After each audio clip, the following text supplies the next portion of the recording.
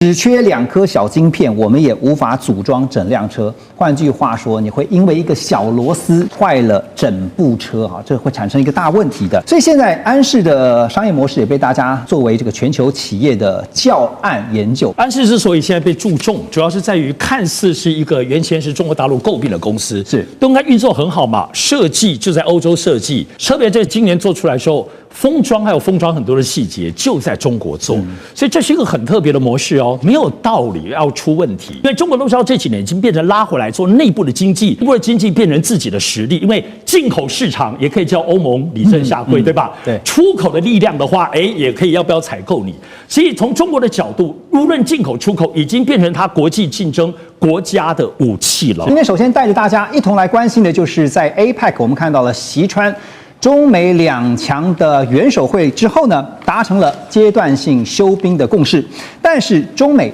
竞争的格局还是不变哈。先前中美双方呢，我们看到打稀土啦、打管制啦，那这样的这些方式呢，打得火热那段期间，但没有想到真正的所谓卡脖子啊，竟然是发生在安氏半导体这个事情上面。没有想到呢，因为安氏之乱，造成了全球的汽车供应链出现大乱。而安氏半导体呢恢复出口的最新发展，是大陆商务部发言人表示，中方本着对全球半导体产业供应链稳定与安全的负责任态度，已经及时批准了中国出口商的相关出口许可申请，也就是呢恢复出口安氏所生产的车用还有电控晶片。那么在中方发表声明之后，德国有一家汽车零组件的厂商也透露，他们已经获得许可啊，可以重新取得从中国大陆出口的安氏半导体晶片。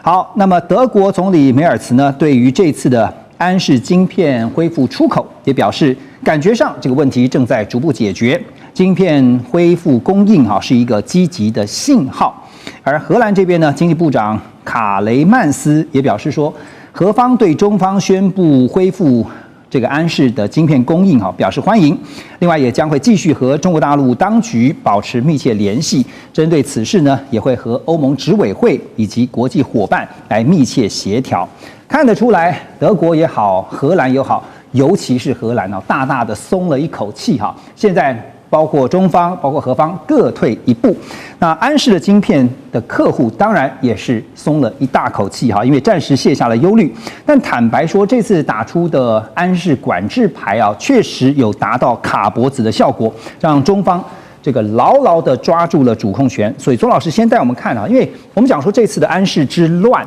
就是卡这个车用晶片。电控晶片没有想到竟然出了奇效，可是跟之前美方所寄出的管制，像艾斯摩尔的光刻机它的不同之处，您怎么看？刚才听这个何龙兄讲到这一题就让我以为是这个安史之乱呢，这个渔阳鼙鼓动地来。当然这一次的这个事情，我觉得给大家最大的一个启发，第一个就是说，其实中国大陆的这个产能呢，的确可以造成一个很有用的一个这个杠杆，但因为这个安氏半导体它其实主要生产的是所谓基础晶片嘛，那这些基础晶片，当然你可能对于这些大的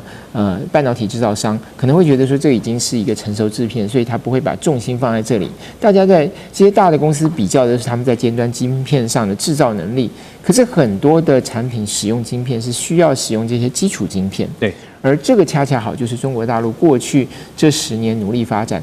刚好在2015年的时候，大陆成立了所谓的国家大基金，开始大量的投入所谓半导体的生产。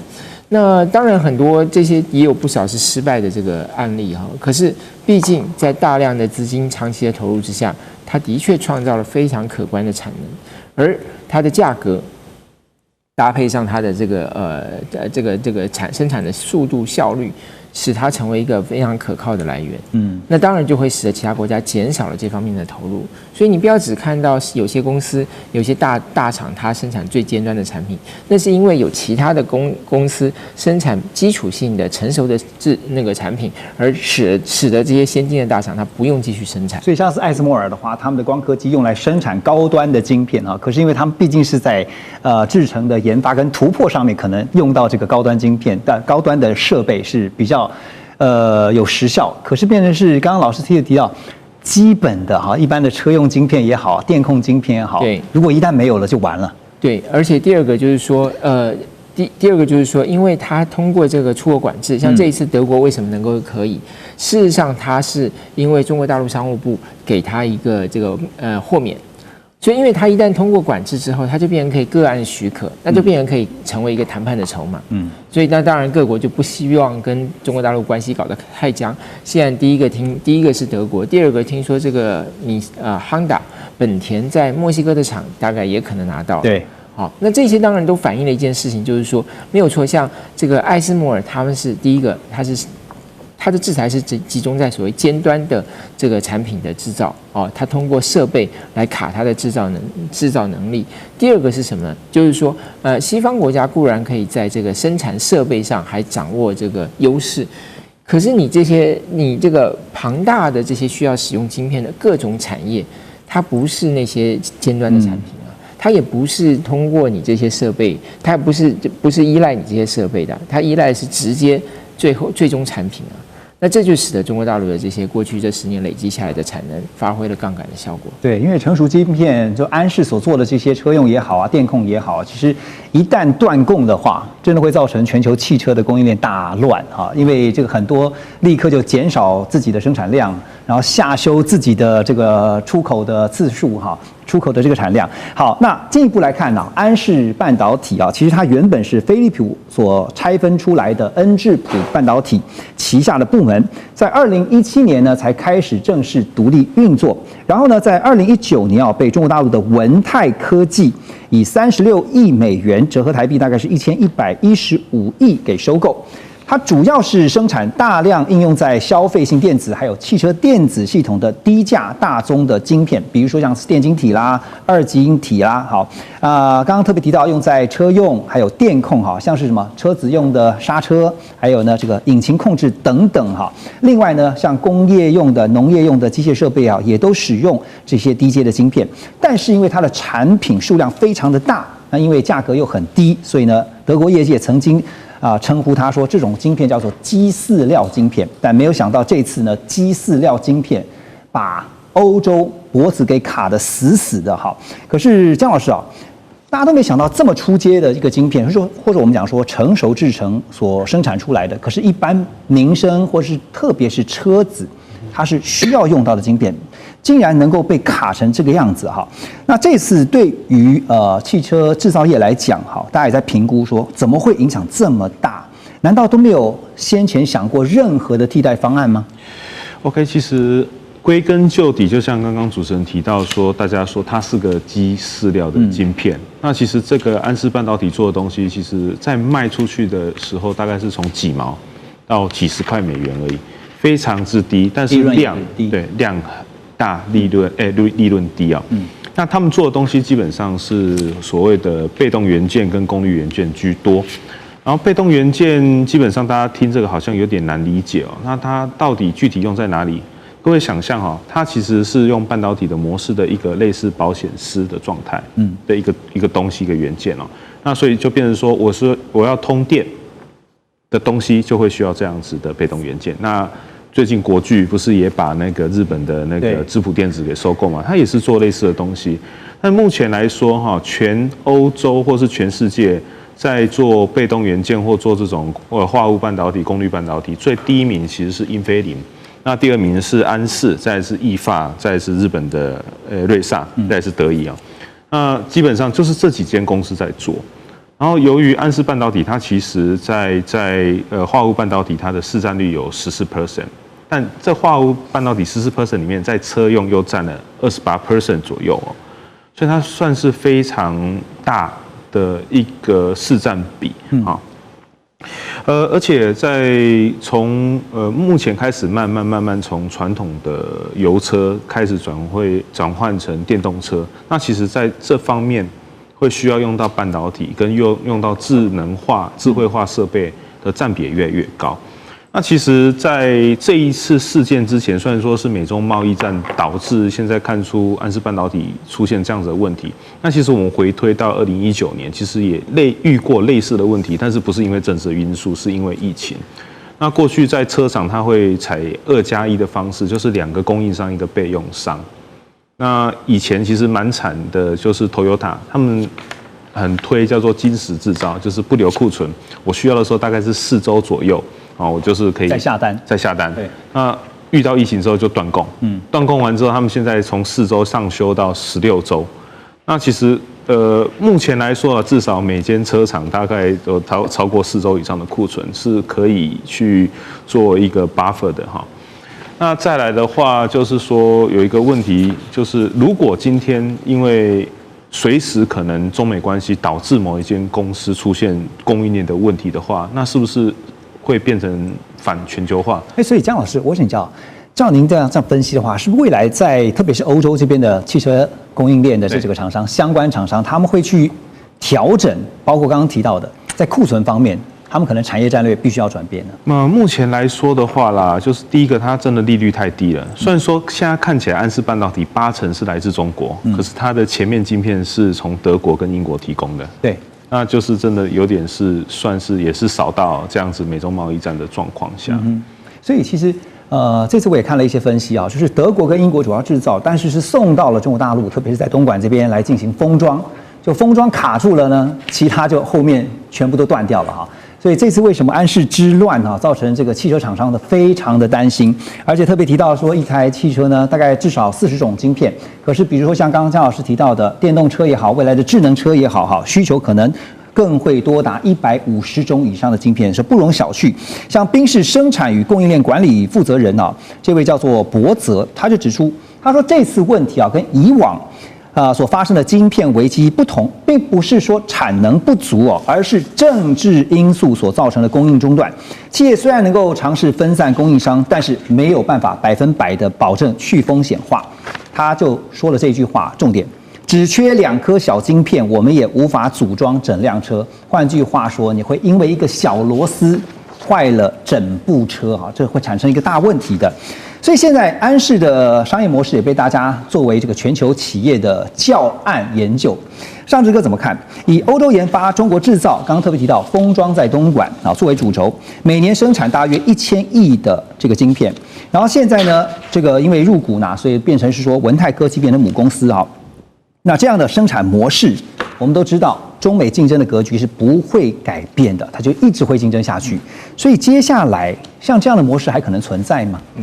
安氏之所以现在被注重，主要是在于看似是一个原先是中国大陆诟病的公司，都应该运作很好嘛，设计就在欧洲设计，特别这今年做出来的时候，封装还有封装很多的细节就在中国做，所以这是一个很特别的模式哦，没有道理要出问题。为什么这样讲？其实安氏的这一次的诟病，他从2016年、17年谈，2020年最后并购成功。可是我们要知道一件事情哦，中国大陆没有错，在2010年之后，无论国企跟民企，都让大家到处出海去诟病，就像吉利汽车收购 Volvo，等等都在这段期间。可是呢，后来因为2016年，就是安氏他们开谈的时候，因为开始已经美国川普第一任开始在打中国了，所以呢，其实中国大陆其实大家都知道，从2019年开始到2021、22什么呢？把所有原先大量包括国企到美国上市的，包括腾讯，包括阿里巴巴，陆陆续续要求回来。你不要你的资金跟你的最后的控制的命脉都在别人的股市上。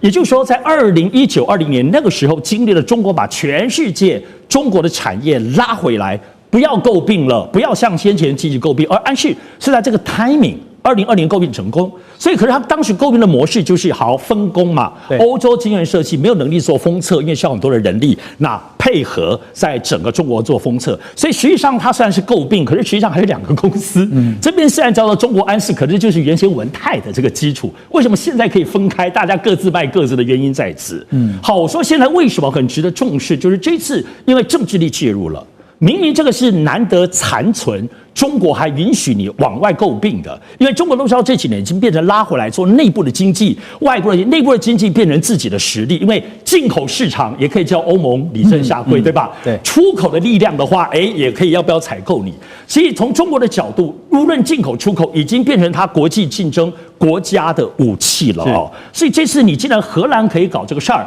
你政治力就可以这么样野蛮的介入，这可不是安氏这家公司的问题。对于中国整体的这种进出口，后，全面的不要说是支援自己的中资企业了，而且要知道这个很特别哦，这一次的部分是供应链，对，因为不是全部，就是说供应链本身被分拆了，就像你像海胆哈，你切个角，对不起，海星，你这个角自顾还可以长出来，就是它自己中国安氏不会断掉，所以这样子大家能撑下去吗？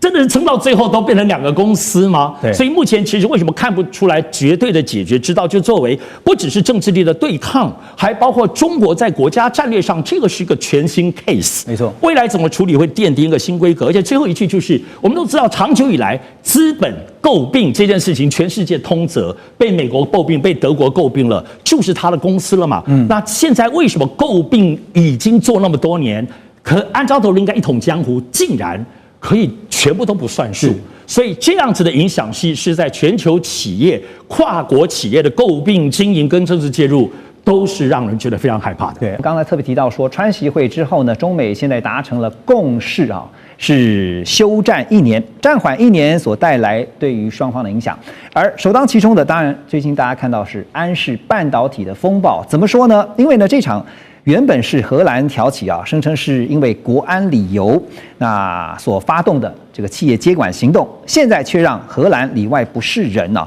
因为先前呢，荷兰政府信誓旦旦说他们要接管安氏是基于司法调查，强调跟政治无关。可是没想到这个白宫呢自己跳出来承认说，根据川习会在会谈期间所达成的框架共识，那么安氏半导体呢将恢复对于中国大陆的晶片出货。这证明这就是安氏之乱呢，根本就是在美方的压力之下，哈，最后变成了一场政治交易。现在荷兰里外不是人，哈，当然大家现在看的就是安氏会不会这是一个个案，这个个案会不会影响到其他美国在欧洲的盟友，哈，在处理未来万一又遇到类似的情况的时候，他们该怎么做？这个部分，朱老师怎么看？好，首先我们先看到，就是说这一次川普他的公布的这个协议哈，到底它的意义是什么？因为原来安氏科技它就是说，在安氏半导体在荷兰政府介入之下，停止向中国大陆出货，然后后来中国应该这样讲是，他在这个荷兰政府介入之后，他更换了他的执行长。因为他原来的执行长就是文泰科技的这个创办人嘛，对。那么后来他一旦更换了这个执行长之后呢，中国大陆的文泰科技就停止向荷兰供货，那么作为反制的反制，那么安氏半导体呢也停止向中国大陆供货，所以两边都停住了，那当然这一次这个川普的在这个川习会后的宣布就是说，中国大陆会恢复向荷兰供货。当然，因为他们现在提供的是所谓的基础半导体基础晶片是提供给非常多所谓消费性电子产品啦，或者是汽车使用的这个晶片。对，所以他们直接影响到了很多汽车厂，都成熟制成的，包括像这个本田汽车，就已经在这个墨西哥厂就准备要停了。那你上日产，他是说他到11月的第1个礼拜就准备要停了。那所以川普是解决他们的问题，所以做了这个宣布。可是为什么说让荷兰政府很尴尬呢？因为荷兰政府原来是说是基于这个公司内部治理的问题去做了这个介入。那么现在一揭露，原来这个是背后是美国的这个操盘，因为它其实原来荷兰介入是要避免这个安氏半导体，因为文泰科技被美国政府制裁之后，它也被美国政府制裁，所以他现在就是说，荷兰政府介入之后，它就不是文泰科技的。荷兰政府还是个主权国家吗？对对，所以它的问题是源头是出在他不希望被美国政府制裁，当然也有美国政府背后的一个压力，就是说希望他避免这个安氏半导体成为这个中国大陆可以跳出这个制裁的一个巧门了。对，所以其实我们讲说安氏之乱哈，它不只是现在让荷兰觉得自己里外不是人啊，是变成了像外交上的一些风暴之外，其实它直接就像是刚刚左老师所提到的，它重创了欧洲的整个汽车产业链啊。因为呢，安氏的产品啊，它是以成熟制成的晶片为主。那外界很多人都会以为呢，成熟晶片呢并没有那么重要，但是没有想到呢，这些看起来是比起高阶晶片来说，它算是中低阶的这些成熟制成的晶片呢，却是车用跟工业晶片的命脉。进一步细看到，安氏的产能有将近80%都在中国大陆的安氏半导体，结果安氏被中方暂停了广东工厂的出口呢，就等于失去大部分的后端产能，也导致整个欧洲汽车供应链陷入了断链的危机。当然，现在这个问题要想办法赶快解决，不然刚才也提到了，像尼桑啦，像一些这欧洲的一些大的车厂啊，哇，没有这些晶片怎么生产汽车？好，美国跟全球是不是在这件事情上面真的是忽略了成熟制程晶片的重要性跟它的影响力？黄老师，您觉得？其实大家对于成熟制程这个晶片，可能对字面上有点误解说，这个好旧啊，这个好像没啥人要用。但其实，在车用晶片或一些特规的晶片上面，成熟制程它占有一个非常重要的特性是什么？它稳定，它可靠，然后它的封测标准都是验证过的。再者，这个整个晶片的产业链里面，成熟制程可以说是整个晶片的最后一里路。那最后一里路走不好，你前面做的再好，那都是假的，你做不出最终的产品把它出去，对不对？那所以呢，今天不止整个汽车产业链，其实包含其他的控制器等等工业用的晶片，家电也是哈，家电有些也是使用这种成熟制程，因为它成本低嘛，你不可能今天我家电我装个 Blackwell 把它塞进去，对，然后说 AI 不到那种算力，也没有那个电力，也没有那个电力，对，所以其实这个成熟制程晶片，大家放着放着，其实早年很多成熟制程慢慢移转到中国去下线开片之后，导致现在这个问题，我觉得应该是各国都要去重视的一件事情。因为它也是渐渐的这个依赖性一旦形成了，就是整个中国大陆的产能占了全球，刚刚特别提到将近90%啊。当你突然一下子没有的时候，全球都慌了，就整个乱了套了。是，就包含其实各种原物料，像早期的日本出产的氢氟酸等等，也都是一样的问题。我今天只要一个关键性的产品被某个国家在供应链上面掐死那个节点，都是非常非常危险，才会造成这样的问题。黄老师，那你接下来怎么看哈？就是中国现在我们刚刚讲卡住了80%的后端产能啊，那现在慌的是荷兰，因为他们想办法要解套。现在除了传出说呢，有被要求要恢复前执行长就是张学正的职务之外哈，当然这个美方的压力之下呢，我们也看到荷兰的艾斯摩尔，其实在 EUV 这个部分它的出口是被管制的，甚至是被限制住，没有办法卖给中国大陆哈。所以未来有没有可能变成可能的谈判交换筹码之一呢？我觉得在短期上其实荷兰的解套这件事情，它本身比较复杂，它会升级到整个国际关系上，然后还有整个政治协调的筹码上。但在短期上，可能要做适度的让步去解决这个问题。但实际上，与其说是荷兰政府解套，应该说现在的在于说欧洲汽车同业工会他们如何去表态整件事情。所以未来很明显说，至少中长期从1年半个月后到1年这段时间，他们必须不断的去捞各地剩余的产能，至少先补足他们目前欧洲残存的车用晶片不足的这个问题。所以可能多极化的供应链表现会可以减少在政治协商上面的一些损失。那至于能不能解套，这还是得看我们川普如何去发话，以及如何去走下一步。OK， 这个问题同样的，想请教一下林老师，您又怎么看？因为接下来对于荷兰来讲，他要想办法先是解套，不然的话影响到是整个汽车的供应链。我觉得其实今天的这一个整个我们讲的安世之乱啦，对于欧洲国家或者对世界国家来说都是上了一课。就是我之前其实全力去支持你美国政策，可是你现在美中关系感觉上看起来还是有点改善了，缓和了。那我变成是不是里外不是人？那是不是我之前前面所说的会变成我日后跟中国进行贸易上面的包袱？这一块其实是现在各国大家会去思考的。那我个人会认为的就是说，荷兰它当然其实我们常说荷兰其实有非常多的一些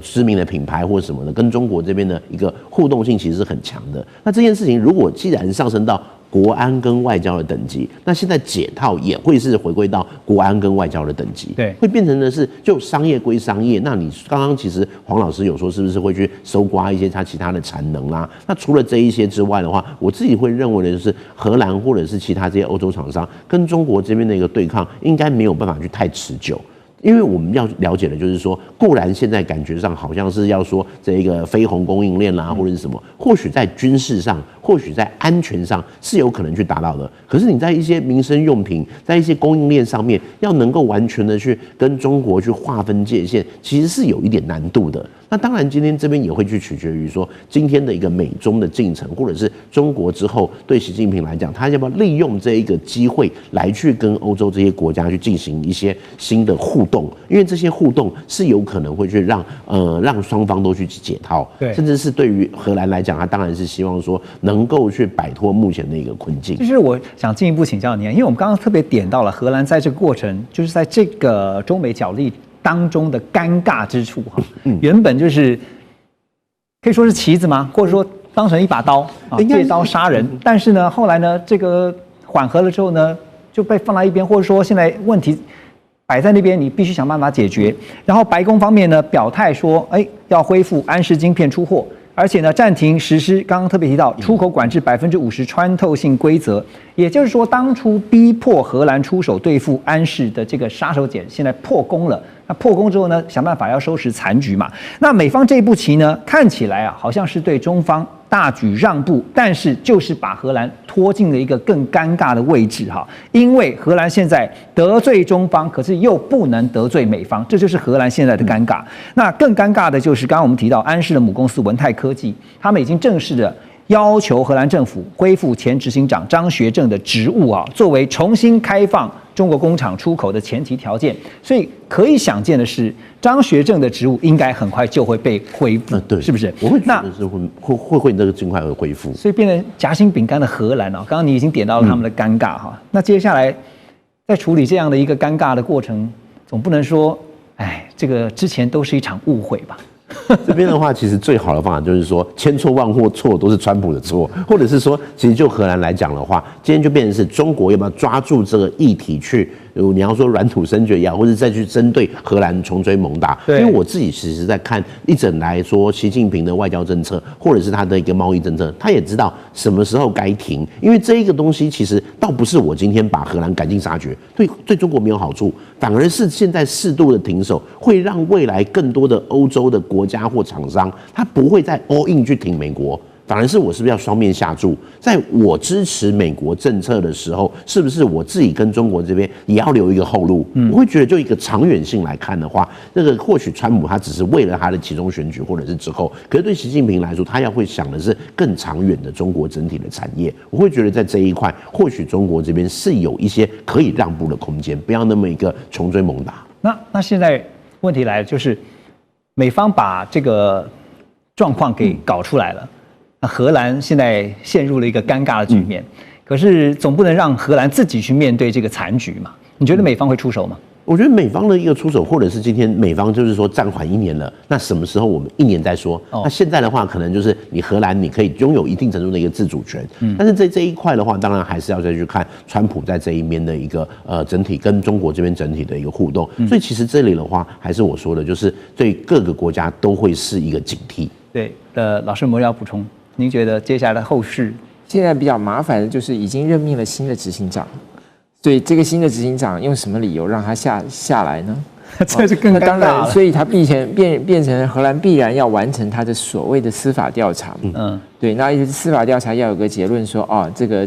之前这个替换的决定可能是违法的，或者说发现这个原来所担心的事情不存在，那么就结束他的调查，那么再做职务性的调整。我觉得这个因为任命了这个新的执行长，所以会比较复杂一点。所以现在让这个局面变得更加复杂，所以常常听到一句话，古人有说“三思而后行”啊。马上回来。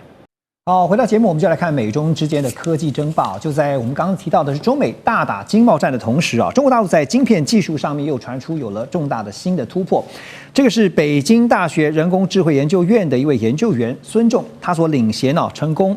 带着团队呢研制出了一款基于组变记忆体ReRAM 的高精度可扩展模拟矩阵运算晶片。那首次呢在这个计算精度上面达到了可以和数位计算相媲美的水准。在大规模讯号侦测这些相关运算当中呢，这款记忆体的效能也比现有的 GPU 要提升100倍，甚至号称是有1000倍啊。另外呢，武汉大学专案研究团队也宣布，在北斗高精度定位和授时晶片研制，还有就是通导遥一体化应用的领域，有重大突破，研发出了北斗高精度定位 SoC 晶片啊，跟这个室内室外无缝定位的模组，打破了高通还有博通这些国外大企业的技术封锁。现在看到就是说，包括北大、武汉大学这2个团队在晶片研发上面纷纷传出这样的一个突破的消息啊，证明了是不是说中国大陆的晶片技术确实，我们常常在讲说只是时间问题啊。那骆老师怎么看它？也代表的是不是说美国先前我们所提到小院高墙、围堵、封锁，其实效果真的不大？在这里我们必须肯定中国大陆它在理工这方面的发展确实是越来越进步。中国大陆1年有200万以上的理工系毕业的大学生投入的这个职场，所以对于它的 AI 的这个发展跟晶片设计的确是有很大的加分作用。那美国我们知道在半导体领域里面，没有一个国家能够掌握全部的供应链。美国在 IC 设计它是最强的，台湾在晶圆制造最强。日本在这个特学化用品不错，荷兰在这个设备是很强的，那南韩呢是在记忆体是很强的，没有一个国家能够主导所有半导体的供应链。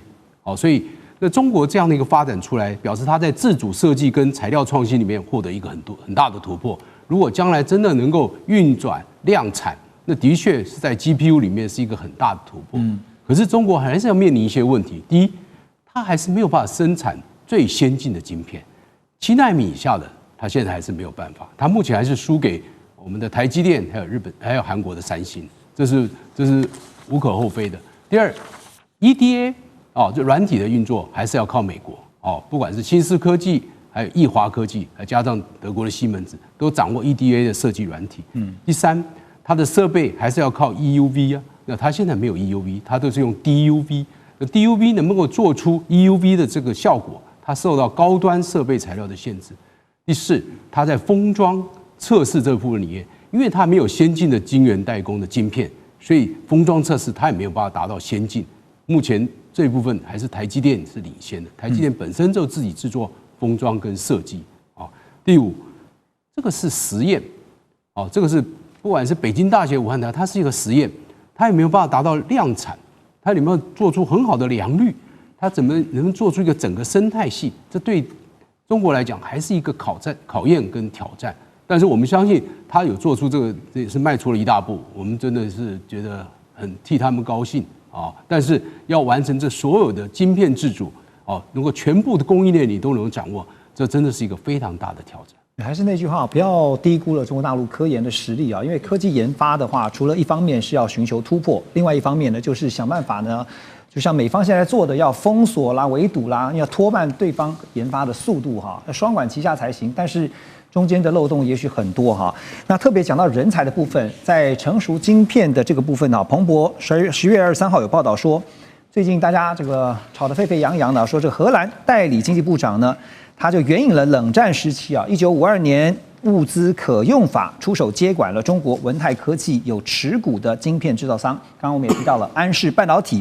还罢免这个安氏的执行长张学正。北京方面立刻就祭出了反制，就是什么呢？切断中国广东厂跟荷兰母公司的营运联系，并且呢恢复向中国大陆国内供应半导体，所有的销售呢也都必须以人民币结算这样的规定。好，所以邱老师看到这次我想先问的是，荷兰的这个动作后面一定有来自美国的压力吧？我觉得美国的把安氏列入那个实体贸易实体清单，是一个点，一个开端了。对，但是这个不是仅仅只是封杀或者是为了压制中国的晶片科技这么简单，这背後有非常大的商业利益。如果我们在看这一整个事件的发展，有非常多匪夷所思的地方，就是我们目前很少看到，因为国际贸易或是公司在全公司的治理或管理的模型架构，这个是放诸四海而皆准，并不是说在荷兰的公司他们就有一套特别的做法，美国公司有另外一套特别的做法。就在资本主义已经发展这么成熟，已经这么多年的情况底下，一家公司里面决策董事会做什么事，执行长做什么事，底下每个部门做什么事，公司的所有权应该是怎么样计算，其实这是你英国公司、欧洲公司、美国公司都一样，都是一模一样，它包含台湾的公司也一模一样。但这次荷兰为什么直接援引1952年物资可用法？就是他知道直接去干涉，就是在现在这个公司治理架构、全球的公司治理架构底下，这会打开一个非常不好的范例，而且一定会被抨击。所以他援引了一个非常冷门的战争法案，它要有一个法源依据。对，但是谁告诉荷兰政府要援引这个战争法案？这不仅仅只因为美国政府只做了一件事，美国政府就是把安氏放到那个清单里面。那到底是谁策划了一整个从荷兰政府发动的这个？如果我们大家知道安氏半导体的背景，安氏半导体在2017年，它原本是飞利浦转投资的子公司底下再分支出来的。它其实不赚钱，它在2017年的时候其实已经快要倒，在那个时候才由这是中国大陆的这家公司去买了以后，在2022年、2024年分别2次重大投资，非常多的钱，然后把这家公司救起来。文泰科技才入股。对，那文泰科技好不容易把安氏半导体盘活了，救起来。那现在美国把这家公司列入贸易实体清单，其实对安氏半导体本身有没有很大的影响？因为这本来就有除外的，因为欧洲的部分其实并不受这个法案影响。但是有人，我们目前听到有很多，现在开始陆陆续续有很多内幕消息，就安氏半导体本身内部有人想要再把这家公司买回去。因为2017年的时候它是赔钱的嘛，但是现在安氏半导体非常赚钱，而且我们在看未来，包含5G 还有新能源车上面会用到非常多安氏半导体生产的这些芯片。对，过去可能用不到，因为过去新能源车没这么多。那现在新能源车以及人工智慧这些新的开发场景应用都会用到安氏的产品。那安氏，所以大家就影响就变得很大了。对，那我们目前在看，就是这里面有非常多的谜团，并不是像外面媒体所讲这么单纯，就只是荷兰政府想要发动。因为这个如果没有安氏半导体内部有人配合，荷兰政府是没有办法做这个。而且我们常常讲说是个案研究哈，这个个案会不会只是单一个案，还是说此例一开以后呢，大家比照办理啊，大家都用这样的一个手法哈，后面有美国的压力吗？当然有美国压力啊，这个 definitely 啊，对，这个是从川普1.0就开始，就像欧洲国家有在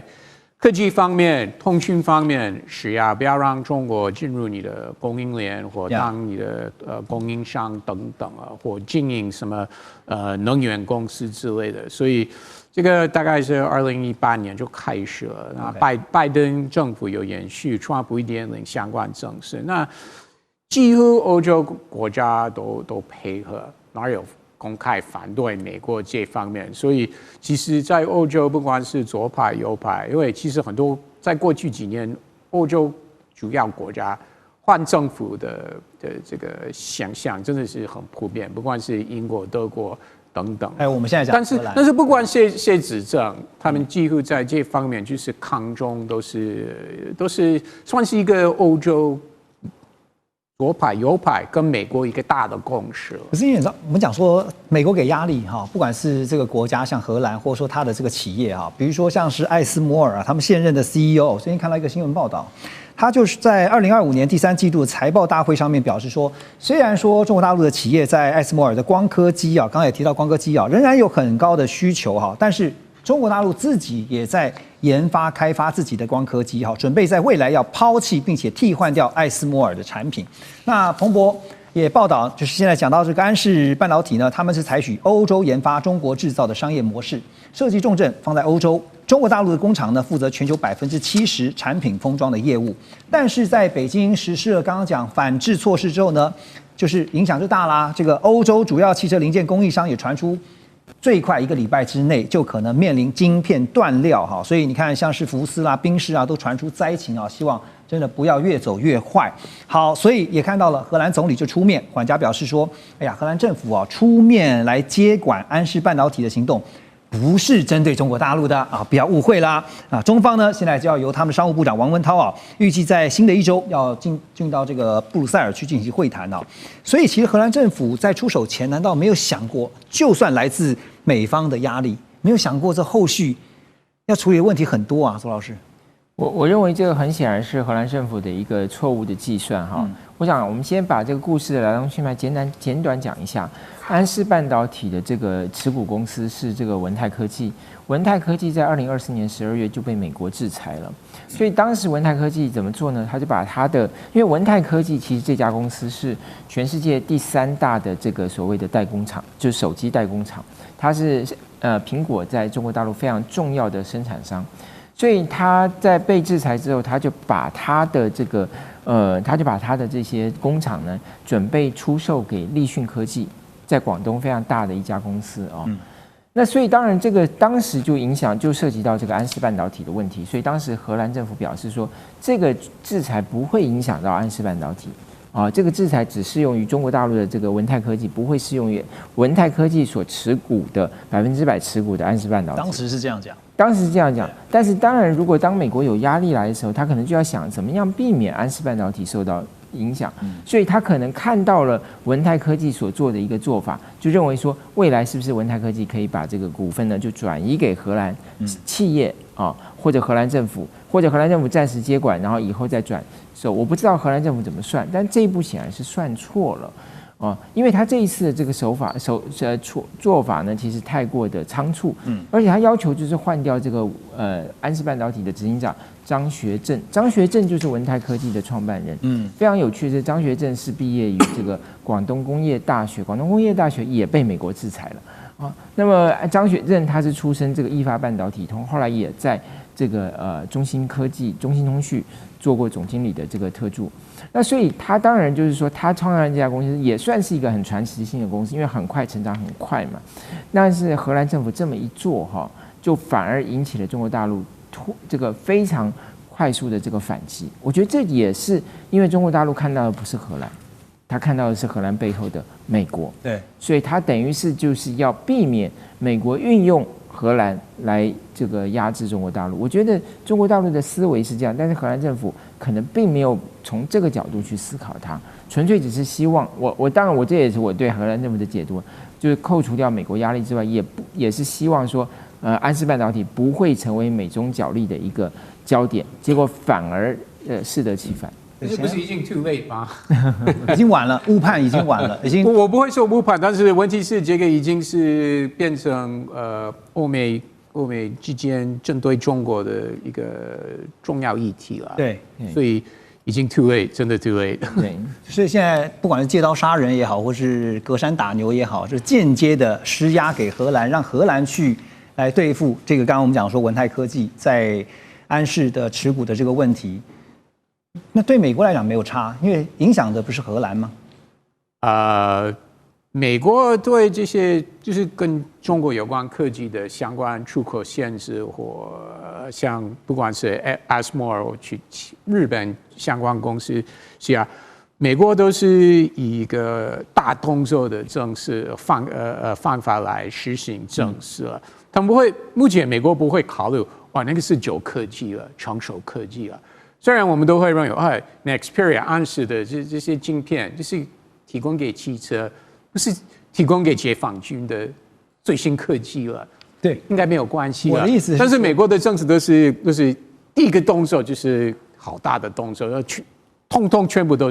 禁止了。对，我的意思是说，不管光科技也好，不管是现在提到的说这个相关的这个晶片也好，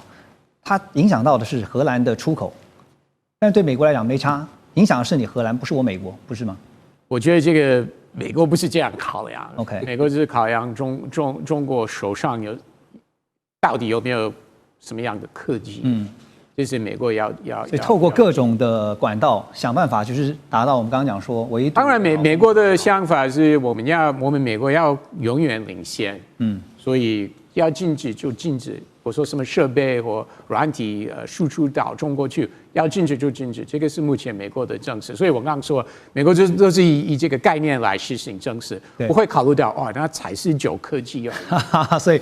简单来讲，美国逻辑就是为达目的了。所以黄仁勋常常批评了 ，OK， 对不对？他常常批评说，我们要为了维持领先，不要禁止旧的比较成熟的科技输出到中国，他说这个是没有关系的，是商用的科技，不用担心的。Ross 讲到了美国的逻辑思维，最重要的就是要维持领先。